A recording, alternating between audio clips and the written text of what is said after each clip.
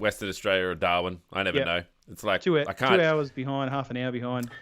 It's crazy, man. If I see the ticker down the bottom of the news and it's got like, Western Australian time, I simply just cannot use that to work out what time it is where I am, like in Sydney. Like the biggest freak out is when it's displaying the time, like you're watching ABC News and it's displaying the time in the ticker. Yeah. And it's 30 minutes before the time that you thought it was, and you should be in the car by now driving, and then it changes to QLD. That's right. You just can't. And you use breathe a sigh of relief. You can't use it now, Jack. I'm just making sure that you've pressed record on your respective recording machine. 3, 2, 1. 3, 2, 1, go. Beautiful. All right. It's a nice save there, keeper. Yeah, nice save. Yeah, that would have been awkward. Can you send me over the recording? Yes, that's right. No. That's right. Okay. I'm going to launch into it. You ready to launch into it? All right. Hello, and welcome to The Pouch, the new Guy Sebastian album of podcasts that aims to take a not-so-serious look at the weekend Australian news and politics. I'm Greg. I don't care if there's only one tap. You'll wait while my Apple Watch tells me to wash my hands for 20 seconds, savage. And I'm Jake. I thought having a hand washing app on your Apple Watch meant you didn't need to wash your hands. You just need the app. Kind of like the COVID safe app. Farr-wharton. On today's episode, we talk coffee, watches, and corruption. And so very much more, Greg. There is a lot of corruption in today's show, Jake, just to be fair. And Jake, while we're snug as a bug in the rug, I want to know why I didn't write anything down there. Really? Why, Greg? Because we were so busy taking care of all that corruption. I'll tell you. And Jake, while we're as snug as a bug in this proverbial rug, I want to know what you think of my fancy new Dan Andrews pillow. Oh, look. Spoiler alert. It's the greatest pillow to ever grace your bed. The side of my head. Yep. Look. It was my birthday a couple of weeks ago when my stepdaughter decided that she was going to be funny and bring in the Dan Andrews pillow. So it's got a great sound to it too when you had it. It's got a bit of heft, Jake. Yeah, it does. It's a great pillow. When are you going to get your Scott Morrison and Gladys Berejiklian? Yeah, look, I'm waiting for the Jacinda Ardern one. To be fair with you. Yep. We're going to go in order of preference here. Toxic Zonk has said woohoo, so welcome Toxic Zonk to Hello, the podcast. Toxic Zonk. What a great name. I love your name, Toxic Zonk. Yeah, very good. We'll bring him up on there. All right, now, Jake. Or her, Greg. Or it might be her. Who knows? Or it might be they. It might be her. Toxic Zonks all over the place. There's a Toxic Zonk movement. Classic Toxic Zonks, right? All right. Well, welcome aboard to our first Patreon, Jake. We do have a Patreon account. And it's been a little bit hidden, but Fred Stokes navigated the World Wide Web and managed to find our Patreon, and he became a patron, Jake. He's been a highly committed fan of the show pretty much since we started, and is always involved in the chat, emails, and we're really honoured to have him as our first patron. He's decided to go for the middle bracket. There are 3 brackets, Jake. There's a $3 early access to episodes, Patreon shoutouts, complete post archive. There's a $5 middle bracket, early access to episodes, Patreon shoutout, complete post archive, and the big one, Jake, you get a whole bonus episode once a month. You get our good news episode once a month. You get access to that beautiful episode. We haven't done a good news episode this month, so we might have to squeeze that in. Well, look, it's going to have to happen now. It's going to have to happen. We're getting paid to do them, Jake. And $10 will get you early access to episodes, Patreon shoutouts, complete post archive, bonus monthly good news episode, and an exclusive sticker. Can you believe that?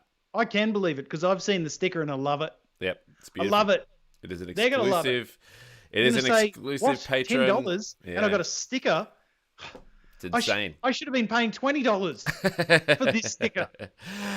Now, look, we are going to give it a little shout out. We haven't done this yet on the show, but becoming a Patreon will provide you with access to all of that exclusive content, and in particular, the exclusive good news episodes and a little bit of merchandise as well. So thanks again to Fred Stokes for his commitment to the show and choosing the $5 option. So $5 per month, he's contributing to that. So we're really, really excited. If you would like to have your ego stroked, just like we've done with Fred, Fred Stokes has his ego stroked. There's several ways you can get access to that exclusive content. You can find the link to our Patreon in the podcast description of this episode or of our many recent episodes, and or any of the other videos that we're uploading. And alternatively, you can head to patreon.com/thepouchthepodcast. That's patreon.com/thepouchthepodcast, and select from the 3 levels: $3, $5, and $10 a month.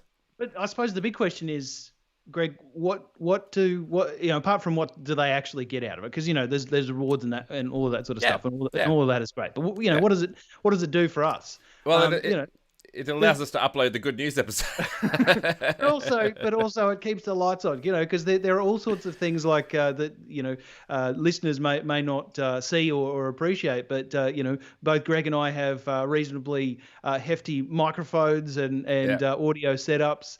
Both you and I pay for software to edit our shows and the other stuff we do on audio. We have just discussing the streaming application that is subscription streaming thing that means that you can see us live on Facebook and YouTube. All of those things have an expense, so it's all contributing to keeping the lights on. Yeah, absolutely. It really does help us out. It does cost a little bit of money to run these shows. We do it. It is ultimately, of course, but that's right. Ultimately, a labor of love, but we'd love to be able to provide you guys with a little bit of a thank you for contributing to the show as well. So we do appreciate it. Scomo, Jake.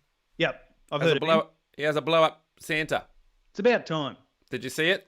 I didn't. For two reasons. Number one, I probably wasn't looking. For blow up Santas.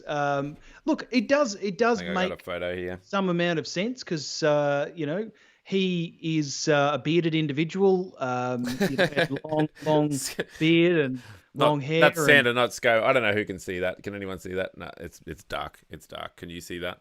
I can slightly. Look at that. Yeah. He's pointing to it. He loves it. I think the brightness is down a bit. So no, he's got a blow up Santa with it. It's on a shark. I'm guessing that's because of the sharks. Anyway, maybe. Who knows? His wife wasn't very impressed, apparently. Loves his beloved sharkies. His wife wasn't very impressed, according to the Facebook post. Oh, fair enough. And nor should she be. It's not good quality Scomo, Yeah. We demand blow up vinyl. Nothing less. I'm going to take a stab in the dark and suggest that it's not made in Australia. Is my guess. But anyway, now you're a little bit sweaty, Jake. You went for a 10-kilometer run this morning. It's amazing. Oh, as I call that, just a walk in the park. Yeah.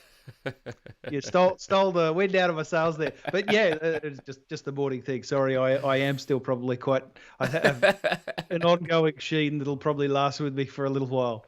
We love the ongoing machine. Absolutely. Look, you did 10Ks. I'm lucky to have walked 10 steps to have set this bad boy up, so appreciate your effort. But it is one of those, it's a warm morning. We had some rain yesterday, which was just amazing. Filled up the tanks, which was great. But it is quite humid this morning. It's still a typical Queensland morning in that it was always going to be hot, but it's a lovely day. Yeah, look, it is one of those things, isn't it? This week, weather-wise, Jake, not that we're big on weather here on the show, but, this week, weather-wise, has certainly put a little bit of a spin, it gives you a sense of Australia, doesn't it? Because on one side of on the western side of the country, you've got catastrophic bushfire, warnings and all that sort of stuff. And on the other side of the country, you've got these amazing, storms and stuff coming through, which are helping us out there. So, a tale of two extremes, Jake. That our country is, and I'm certain that there are more extremes than even just that. Now, I'm just going to give my little Dan Andrews pillow another little plug here, and thank you to my stepdaughter for getting me that. Now, Jake, I'm doing that in the sense of declaration, right? I'm doing that in the sense that I need to declare the gifts that are given to me. Not too sure exactly how much the. I just want to acknowledge the masterful nature of this segue. I need to declare the gifts that are given to me in the interest of our Patreons at patreon.com/thepouchthepodcast, and also for you, Jake, just so that you're aware of the gifts that I'm getting, just so that you're aware of my biases. However, if I'm an Australia Post worker, I might not have to declare that until Senate estimates. Until somebody finds out about it. Australia Post CEO stands aside as company faces investigation after executives given $12,000, which I think has actually been bumped up to $20,000 worth of Cartier watches for securing deal with the banks. Now, this is all revolving around Christine Holgate, a huge CEO, sort of a big, what do you call them? A big player in the world of CEOs. She was the CEO of she was a CEO of some company, like a makeup company. Well, she's been, she was the first woman awarded the CEO of the Year by CEO magazine. That's a good magazine, isn't it? It's a magazine for and by CEOs. You know when I go into the news agency, Jake, and I'm just I'm looking a little bit suspect as to the magazines that I'm looking at. I'm always trying to find if they've got CEO. Yeah, monthly. I get it. Yeah, I get it. Yeah. Personally, I go for CFO magazine. I'm more of a CFO style person, but don't hold that against me. The two I see monthly. How to lead from the middle. Okay.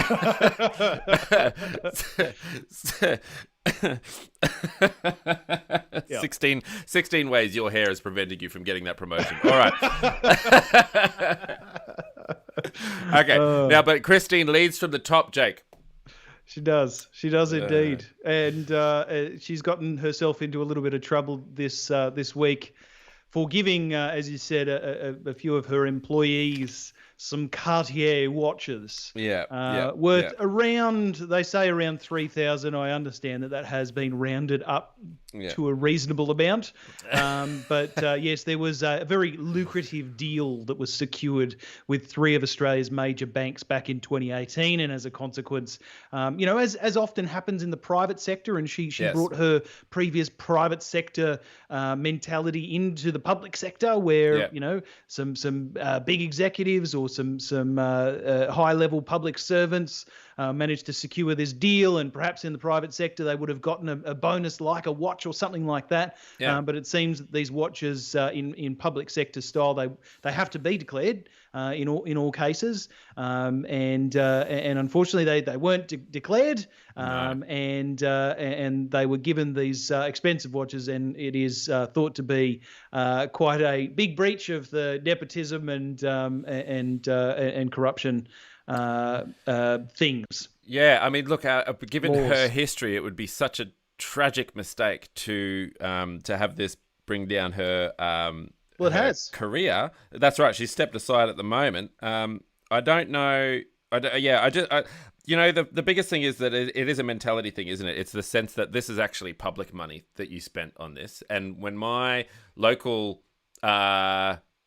branch of the post office here in Springwood in the Blue Mountains can't open on a Saturday, but they could dish out $12,000 worth of $20,000 worth of watches, which I'm pretty sure would pay the wages of someone to open up on a Saturday here in the Blue Mountains. That is basically the argument. In times of diminishing service by the Australia Post, to be giving such an extensive amount of such a large amount of money to executives instead of to frontline service delivery, it flies in the face of the premise of the public service, which is service delivery to essentially the taxpayers of Australia. So it does look. It was against the code of conduct of the public. I can imagine it was. And as a consequence, she's stepped aside. There's probably a really reasonable chance that she will find employment elsewhere instead of remaining. Well,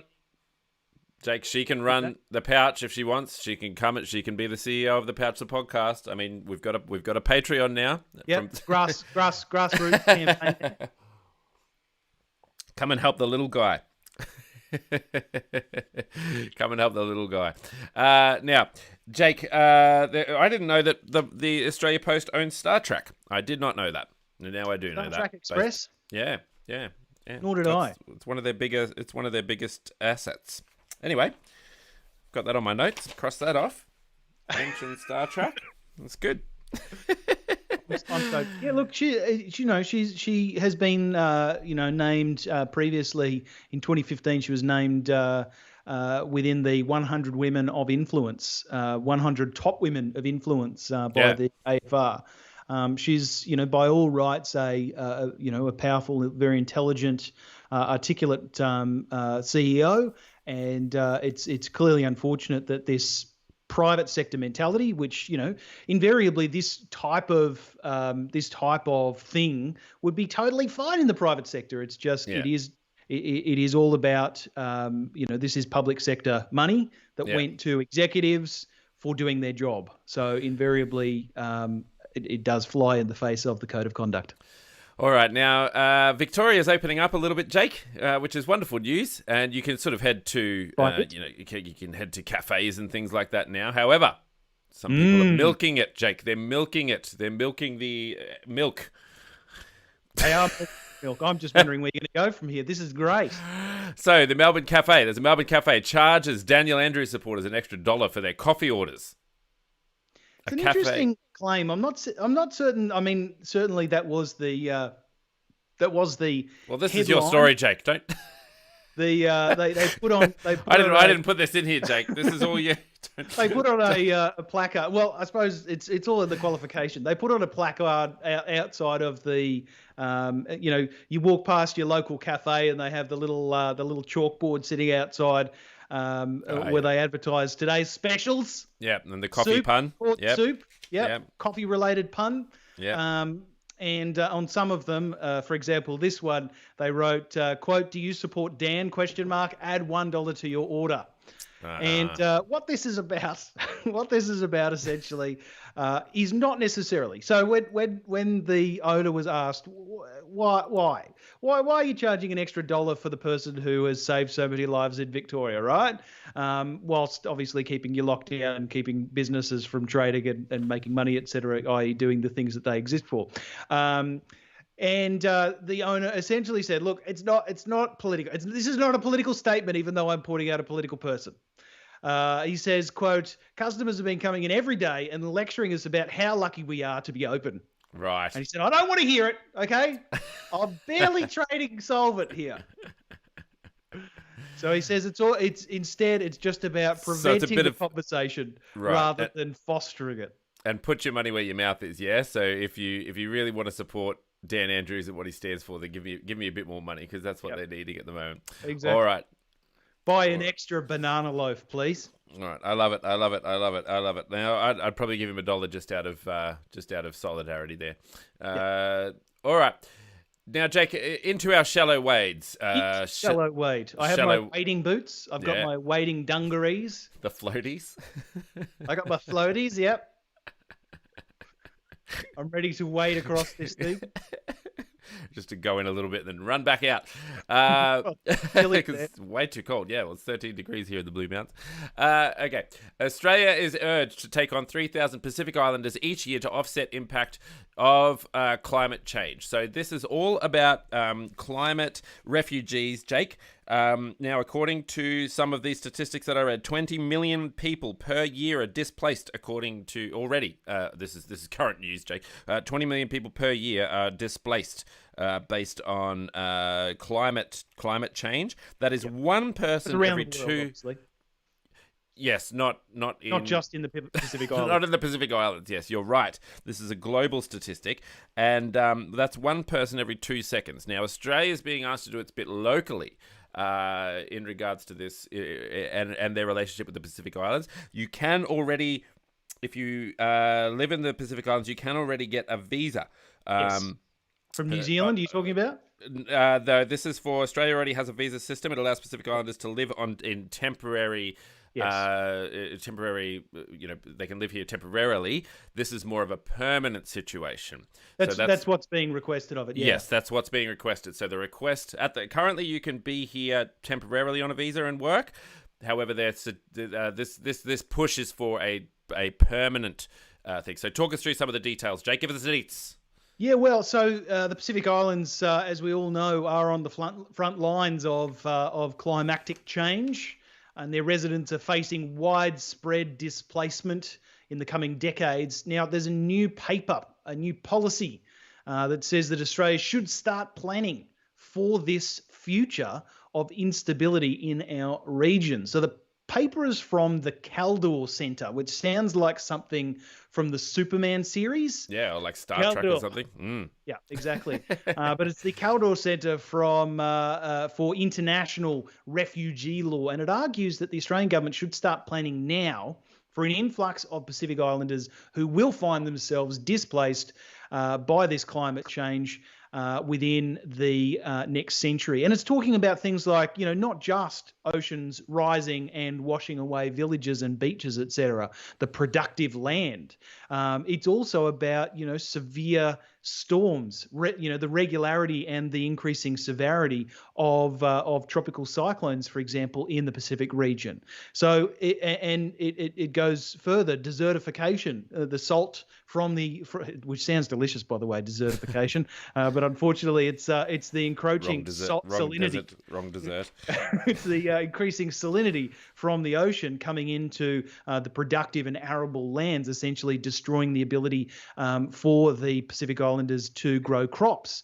If you can't eat, then how are you supposed to live? Yeah, that's right. So it's really unfortunate. So from the paper, quote, there is widespread recognition that planning for mobility is necessary so that people can move before the disaster strikes. And that's from the author Jane McAdam and Jonathan Pryke.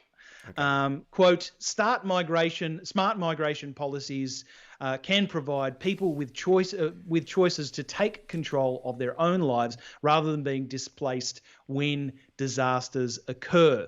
Now, you referenced the seasonal worker program that we have, which has enabled up to 20,000 people to travel to Australia under the scheme thus far. We've opened that scheme back up in August. It was paused obviously due to coronavirus and the travel restrictions, but it was restarted in August, and it allows Pacific citizens or citizens of the Pacific and Timor-Leste to work on Australian farms for 9 months of the year.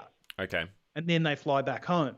Yes. There has been some recent criticism of that scheme because, people can, if they get sick, they can be laid off the job, and the people, the farms that sponsor them, they can, essentially they let them go when they get sick, and that can force their health insurance to lapse, which means they're then stuck in Australia with little to no health insurance. So it can be quite harrowing for some people, for some individuals. So it's not all twirls and tiaras, Jake. But it is an incredible thing, and the farmers of Australia were crying out for that scheme to restart again during farming season, during harvesting season, essentially, because we had we had farms that had been in drought for 5+ years that had finally gotten some water, were ready for a harvest, and nobody was allowed to travel. So they needed, our farmers really needed the assistance. So they restarted that. Now, New Zealand has a more permanent thing. Yeah. They have a pathway called the Pacific Access Visa, which enables displaced migrants. So, essentially a migrant or an individual on one of the Pacific Islands realizes that, their situation is no longer tenable, that they are essentially, they're fighting a rising tide, if you like. And as a consequence, they need to get the heck out of Dodge. They can apply for a visa in New Zealand and get in, but it has limited placements. And essentially, that's what this paper is arguing for. They're arguing for Australia to adopt something similar to the Pacific Access Visa. And it does come at a time while Australia is recognising that growth, infinite growth in Australia is only possible if we fix two things. Number one, our birth rate. We have a declining birth rate. Yes. And number two, we have a declining migration and immigration. There's all sorts of arguments against infinite growth and expanding our population, etc. But I won't get into them. I'll focus more on this. It's one of those things that we do need to consider if we want infinite growth. If that is something that as a country we desire, then we are going to need to up our migrant intake, and this is absolutely one way to do it. Okay, yes, and you mentioned the New Zealand program. They have 1,750 places which are selected by ballot. So that's the sort of program that they're looking at running here, and that the argument would also go that they would fill in holes in terms of some of the gaps of employment in the fruit picking industries and the aged care industries and the child care industry. So they would fill in a bit of the labour shortages in those areas. With the idea being that they could also send money back home, and that way that those people can prepare for upcoming climate change effects as well. So it does sound like a very positive program. It really does, and it is one of those things that, again, if we as a country decide that we do, desire ongoing growth, economic growth, then we are going to need to increase the number of people that are productively contributing to that economy. And again, we can either do that by upping our birth rate, by doing something like John Howard did back in the early 2000s with the baby bonus, the plasma TV bonus, where every person that has a, has a plasma TV gets a baby. I think there was a saying by then Treasurer Peter Costello that was something to the order like, have one for mum, one for dad, and one for the country. One for the country, that's right. Look, this is one way to do it, because ultimately we do need to start considering as a society, going beyond just the population, but as a society where the population is, endless population growth is actually a good thing, because it does obviously deplete the resources, which are ultimately, Greg, finite. Non-renewable. All right. Speaking of non-renewable resources, Jake, Gladys Berejiklian has... She's a non-renewable resource. Again... by definition. Again, all opinions in all of these segments are my own and not a reflection of the company or organisation that I work for. The ICAC. Now, let's do a little bit of an ICAC update, Jake. I don't know how much interest is there in this Gladys Berejiklian thing in the rest of the country, do you think? Look, I think it's reasonable. I think it's that's good enough for me. Let's forge on. I think it's reasonably high, and I think that's twofold. Number one, Premier Berejiklian has been reasonably critical of those states that border with New South Wales, that have kept their borders relatively shut despite coronavirus numbers in those respective areas. And I'm talking about, essentially she's heavily criticised over the last several months, both Queensland premiers and Victorian premiers, around their decision to ban travel into their states. Victoria, we totally get. Queensland is a little bit more questionable, but invariably the Premier of Queensland was taking information, the best evidence and information from the Chief Health Officer of Queensland. So those decisions were measured decisions. So there is a little bit of, hey, look, you can't point fingers here without expecting that fingers are going to be pointed back at you, given totally different situation. But this is one of those things that people are going to be watching for flaws. And this is a reasonably sized flaw.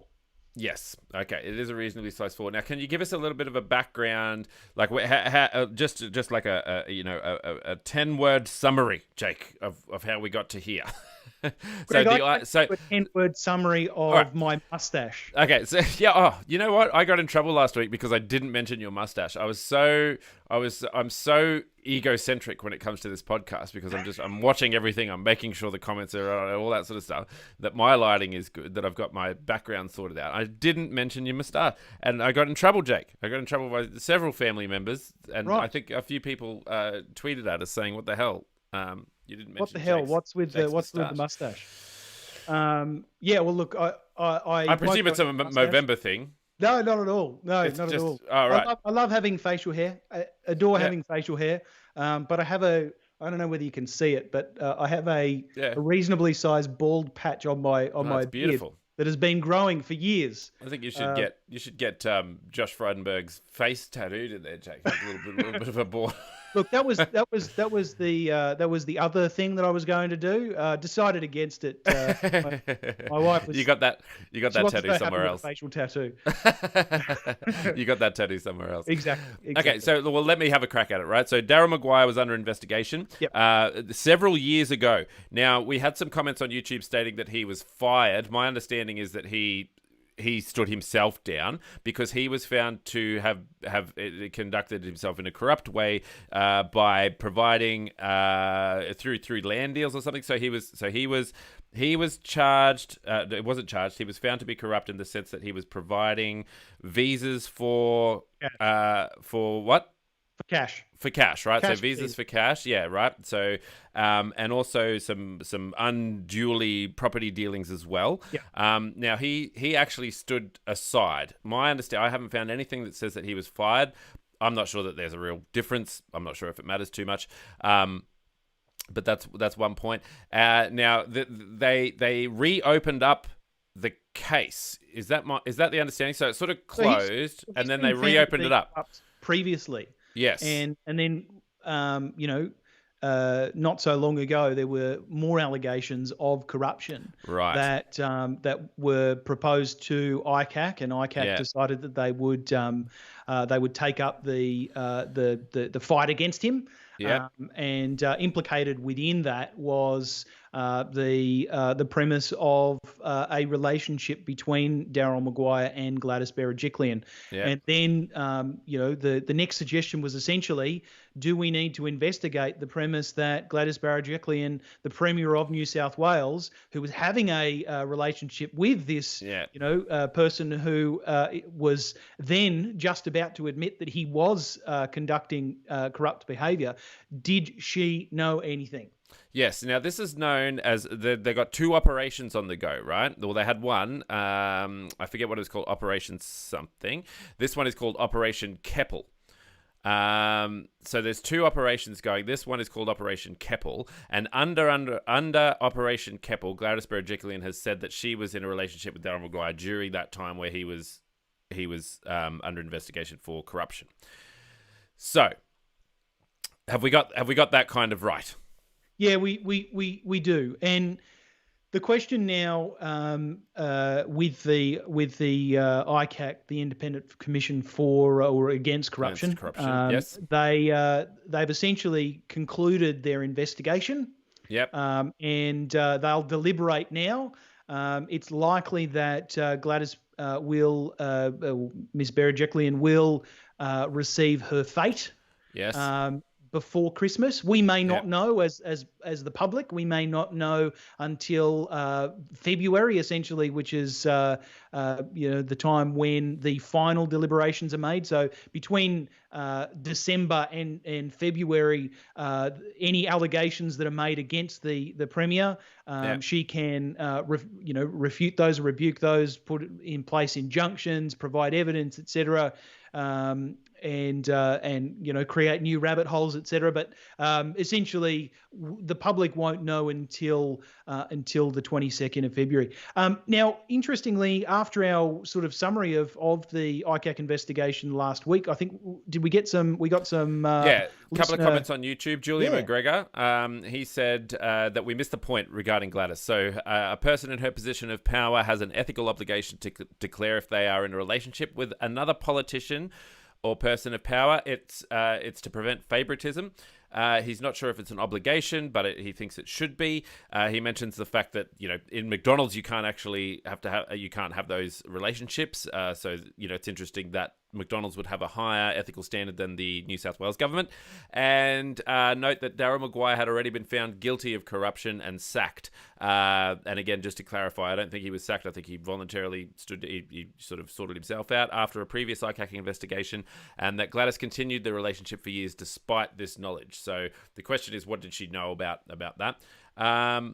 And someone, Andrew Hart, also backed him up on that, just saying that, the point that we kind of missed last week was mentioning that she didn't disclose that she was in a relationship with Daryl Maguire. Yeah, so I want to address that because it's such an important point, and on the face of it, it probably does seem like we missed it. I suppose as someone who does professionally spend a little bit of time understanding the machinery of government, I actually I took the opinion that she had declared at all reasonable places within the machinery of government that she was having a relationship, and then essentially either she declares a conflict of interest or a relationship when a decision that might, might impact either the people of Wagga, because that was the people that Daryl Maguire was representing, or decisions that would affect, the broader public, etc.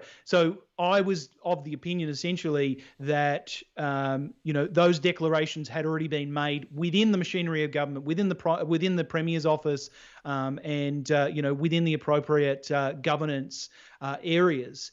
So that she was able to, operate essentially as a premier would, and that in any occasions of questions around probity or around conflicts of interest, that she may appoint an independent probity advisor to assist. So, I should say probity is one of those hilarious words. Probity is around these things around conflict of interest, particularly as it pertains to money being exchanged, so tenders, etc., those sorts of things.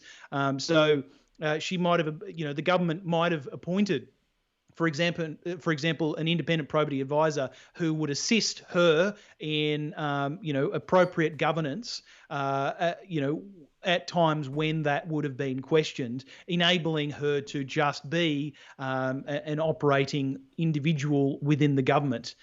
So essentially, that boils down to the premise that we, the public, didn't know because we didn't necessarily need to know. My assumption, and perhaps our assumption, and we probably should have said it out loud, I apologise to the listeners and to our viewers, I should say, but the assumption was that had already been declared within the machinery of government, and that the government was operating with appropriate governance, and that this was just a matter of public disclosure to ensure that during ICAC investigations, which often are public, and the findings are public, that she was not shown to be hiding something, during that time. So, think all you will about that, but the investigation by ICAC was not that she was concealing a relationship and that there was potential for conflicts of interest around that. It was that she may have known something as the person with a relationship with Daryl Maguire. Yeah, and someone certainly knew something, Jake, because Mark Latham came out and said classic. that given that Daryl Maguire had a key to the Premier's North Shore home for many years, and while cohabiting came and went as he liked as recently as last month, doesn't this demonstrate an intimate personal relationship and the Premier's failure under the ministerial code of conduct to declare all of Daryl Maguire's business interests? She has previously said, and I'm no longer Mark Latham, I'm just myself, but she has previously said that she believes that all of his business interests were appropriately disclosed. So, and that is the thing. At a certain point, you have to, you can't constantly, as the boss, like you can't micromanage people at the top of their field. Because you'll stifle them and they'll end up going elsewhere. And it's no different to the relationship between a premier and another and one of her ministers or one of their ministers. You can't, you have to be able to assume that they are going to conduct their business, that they're going to conduct their business above board, in the most above board premises. You can't assume that they're going to be corrupt. Otherwise, you would immediately send them to ICAC or something similar, regardless of whether they're part of your party or not. All right, it's certainly a divisive one, Jake, and we don't claim to be experts, just a couple of mates chewing the fat about what's going on in the world. So please don't use us as your key source of news. Under no circumstance. But a very interesting discussion, especially considering, that you and I are in different states, Jake. And speaking of being in different states, you guys are gearing up for an election. I think. What date is your election? When are you going to the polls? It's the 31st. 31st, so not far away. Not far away. I think it's the 31st or the 1st. Yeah, well, either way. I can't remember. Is it on a Saturday or a Sunday? Just rock up. Just rock up. Just rock up. Well, I've already voted. I did a postal vote, so okay. So you're all over it. You don't care. Well, I do care. I care passionately. Are you getting someone? Are you? Well, no, I mean, you don't care when the election is. You just care that you voted. What are you getting someone to post you a sausage? Would you like me to post you a sausage? I actually purchased, and why don't I send you a photo so that we can put it up on the various streams? But yes, yeah. I purchased some sausages as my designated democracy sausages. Oh, that's lovely, Jake. That's very lovely. That's very lovely. I have absolutely no idea how I'm going to get this up on the screen and maintain this conversation, but I'll figure it out. So now this is big news. This week, my former hometown of Townsville was on the news. Deb Frecklington is fighting back against the crime, particularly in Cairns and Townsville, and she's flouting, Jake. She's flouting the idea of a curfew that will be enforced by the police in this regard. So crime rates in Townsville and Cairns through the roof. They're getting tens of break-ins per week. There's footage floating all around the internet of young people stealing cars and having joyrides, as they call them, around the place. I've lived in Townsville. I have been broken into. My house has been broken into by some of the youths in that area. Very, very scary situation. And that we've also had car situations and all that sort of stuff. We've been driving along the road and seen some of these joyrides that are taking place. So I can say with firsthand experience that it's a wonderful, wonderful place to live, but there are some unpleasant experiences that a lot of people go through. Deb Frecklington has come out and said that she's going to be strong on this particular topic and say that she's going to instill a curfew. Talk us through the deets. Tell me why I'm voting for Deb Frecklington on this front, Jake. Love Deb. Well, it's an interesting one in that. So there are obviously there are many sides to these arguments. Your average everyday citizen would probably suspect that being tough on crime, particularly youth crime, nip it in the bud, as they say. Yep. Go after it when it's in its infancy, and try to attack the problem at its source, and other adages. Anyway, well, this will be enforced, right? Like this is an enforceable curfew. Well, it is, and it comes with repercussions for the parents of those being caught. Anyway, I'll read a little bit, and then we can go into a little bit of the conversation around it. So, essentially, one of the biggest new programs that is being floated by the Queensland Liberal National Party leader Deb Frecklington this week is to trial a youth curfew in Townsville and Cairns if it wins the state election. Now, she is sort of attempting to portray the premise of a tough on crime, policy and a tough on crime leader. And under the LNP election pledge, police would be able to detain youths found on the streets of Townsville and Cairns, which invariably do have large Indigenous populations after the curfew. So people under the age of 14 would have to be indoors by 8 p.m, while those aged between 15 and 17 would need to be off the streets by 10 p.m. Now, the teens would be forced to stay in a community refuge until they're picked up by the family, and parents would be fined $250 for every time that one of their children is detained. Now, that's I suppose the high level of this policy. Now, a number of Indigenous groups have come out and have said, for example, Change the Record, which is an Aboriginal-led justice coalition. They said that Aboriginal and Torres Strait Islander children would be the most affected by punitive curfews like this in circumstances where they were already 23 times more likely to be incarcerated in Queensland than non-Indigenous children. I think that's the thing for me, right? Like as a primary school teacher, and having taught in Townsville for 5 years or something, the idea that the families who are struggling the most are the ones who are going to cop these $250 fines was heartbreaking. I can't imagine, they're not going to be able to afford it. And so then what? Their parents are in a world of strife as well. What happens then? And there is plenty of evidence of this happening. There's plenty of circumstances where this has happened. Is that the $250 fine becomes becomes an unpaid fine, which becomes something they need to show up to court in order to defend, which becomes an incarceration, which becomes the whole family then is without a parental supervisor, and the situation escalates. This is not uncommon. No. And it's unfortunate. There are other programs that have been run that are not necessarily tough on crime, but they're more tough on the situational stuff. There are examples that were provided this week in commentary of this matter within Darwin, within the Northern Territory. They have this around Ayr. What's the suburb around around Uluru? That is. I can't remember it. I don't know why. Not Alice Springs. Alice Springs, thank you. Yes. So we're essentially Indigenous. Yeah, I know. Where Indigenous. There was a big one. Where Indigenous elders and community leaders essentially drive around in a bus.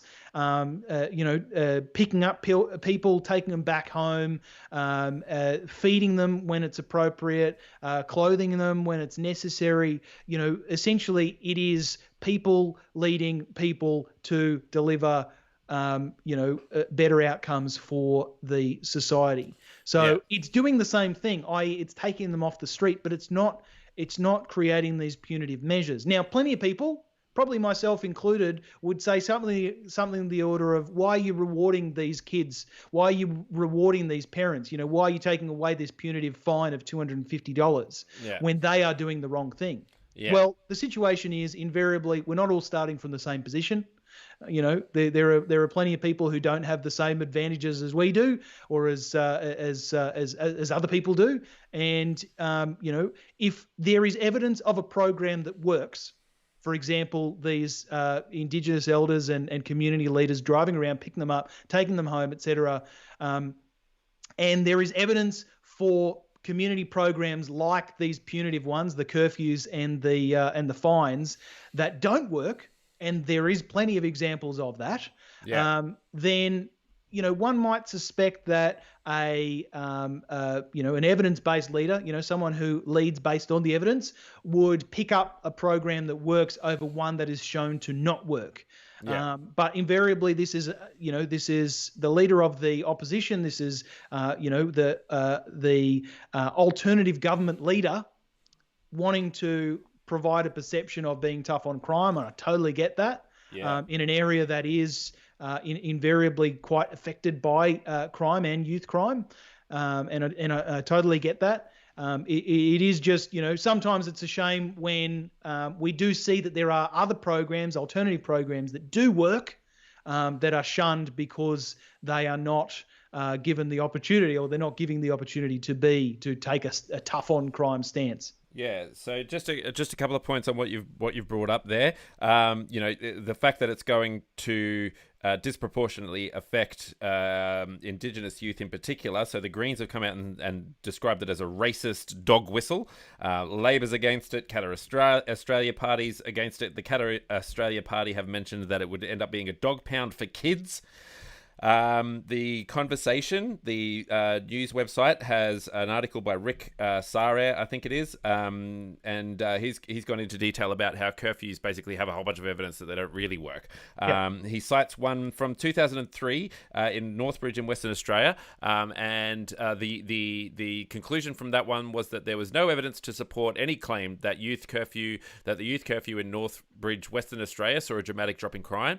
It actually increased. So reported crime in Northbridge actually increased in the 4 years following the introduction of the curfew in 2003.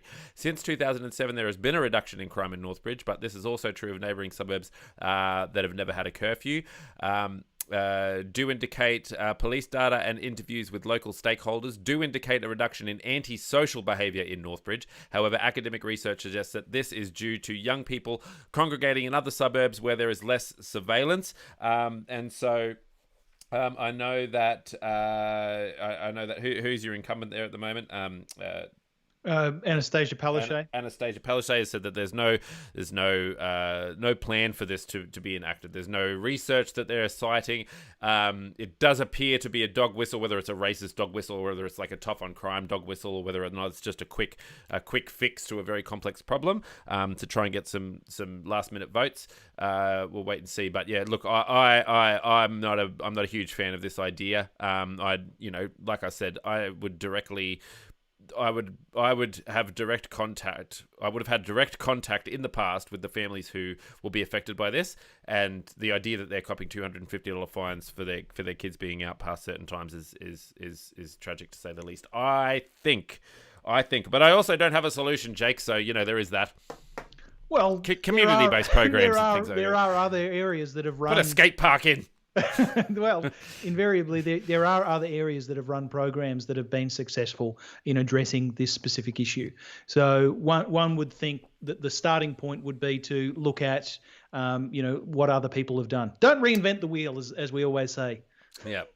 But certainly adapt the wheel to your particular circumstance. Mm. Jake, what do you think?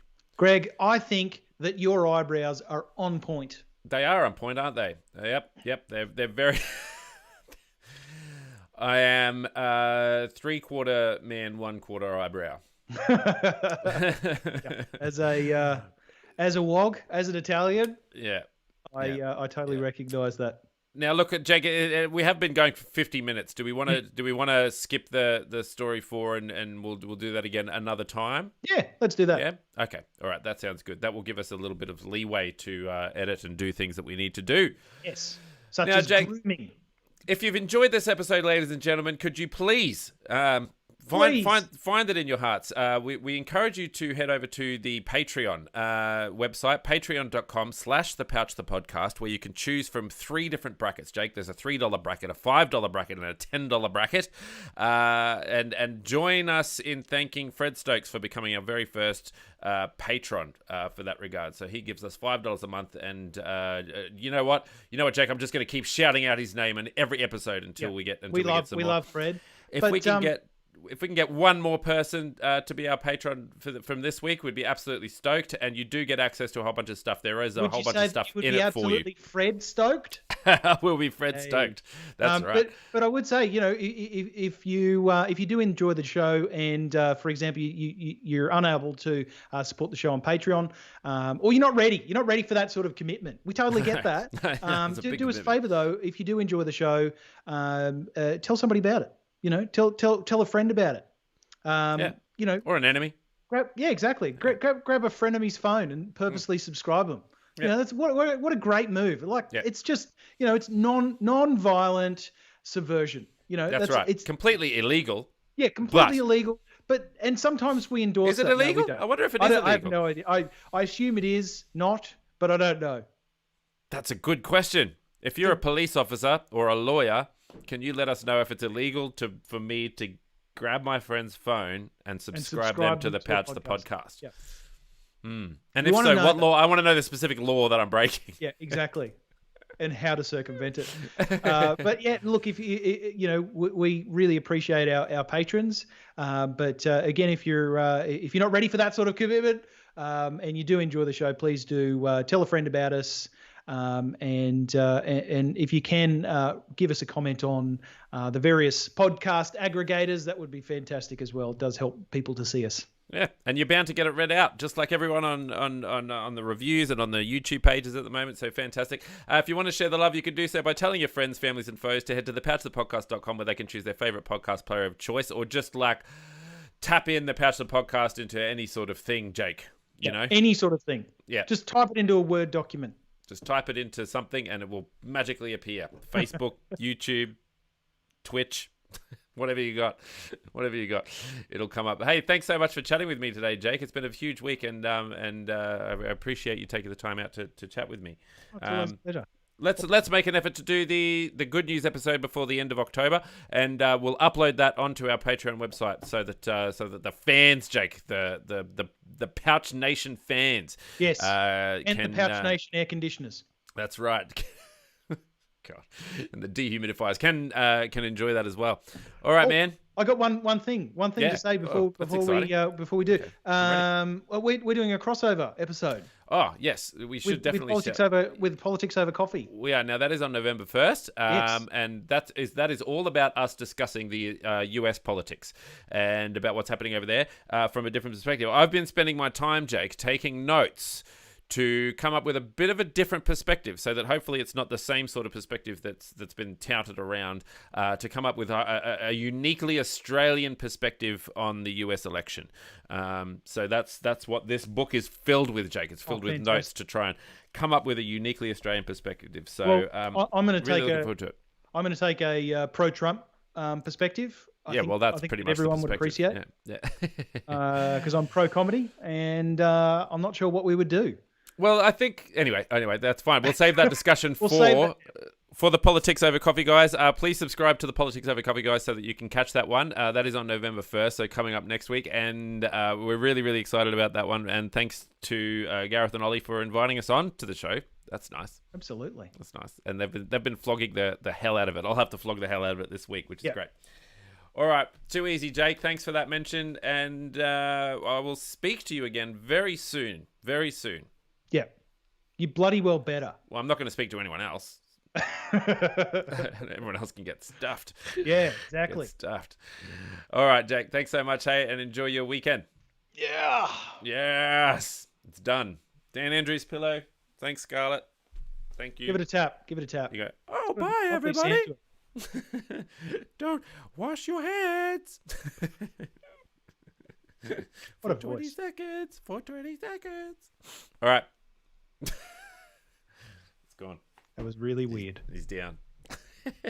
Now we're just back to the tool poster.